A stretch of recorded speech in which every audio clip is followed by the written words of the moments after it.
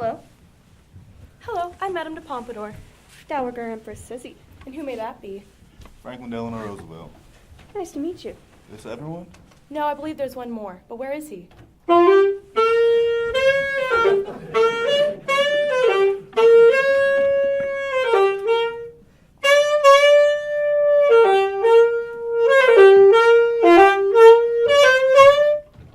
Hello. Name's Charlie Parker, but you can call me Bert. Hello. How do you do, sir? Greetings. Aren't you president? I am. Well, was. My 30 plus years involved, you can say I was pretty successful in the world of politics.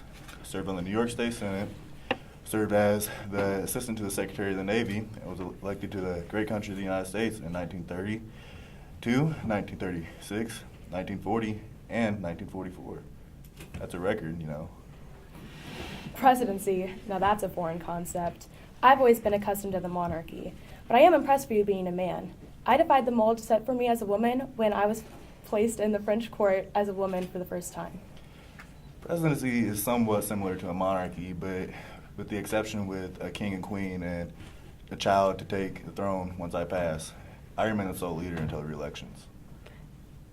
I myself was part of politics, you could say. I ruled China for almost half a century. I was never one for politics. I had no stomach for it. I enjoyed it.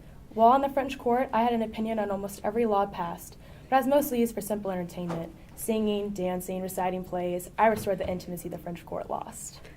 I was not a fan of democracy. I was more of the take power from your son and keep it for yourself. I was quite the tyrant. That's terrible.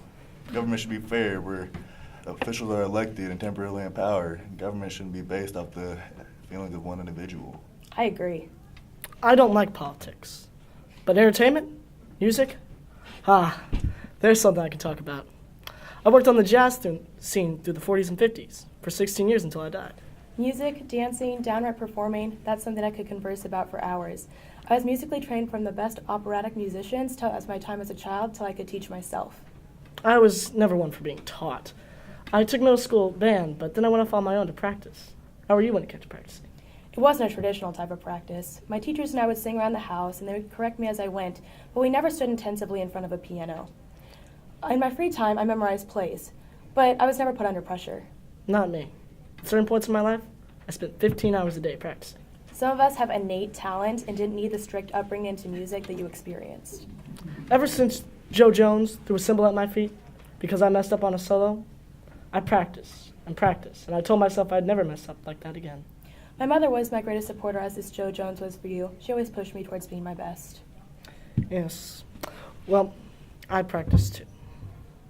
And I told myself that I would be the best. And I was. That's honorable. I myself was a frequent visitor to the Opera House. I would have loved to see one of your performances. Now, I must credit it to the education I obtained before I started performing. I found that a learning environment is what pushed me towards politics and was the metaphorical pathway to my lover, King Louis XIV's. I too credit my education for most of my success, for at a very young age, my mother and father instilled a great importance for a well education. If it wasn't for that, I don't know where I'd be in my political career. I didn't stay in school. I dropped out in high school. I didn't see the need. I received a formal education as a child, but for multiple subjects. When I was 16, I was sent away for 3 years to learn how to be a proper mistress. There are many lessons that in turn prepared me for my time as a mistress, but King Louis XIV wanted me for more than what I could offer in the boudoir. He was attracted to my mind, my encouragement, and my acting. Now, with that being said, I can't help but maybe think you slept where you got him. Pardon-moi, but a woman with the same education, a similar political role, and a musical talent is not going to be described as something as a mistress.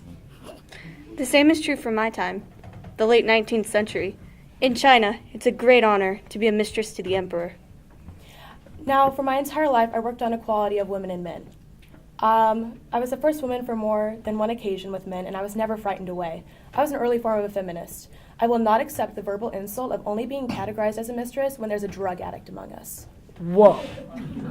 Yes, I had a serious alcohol and heroin addiction. And yes, I was sent away to a mental institution for a year. And that is how I lost my first wife.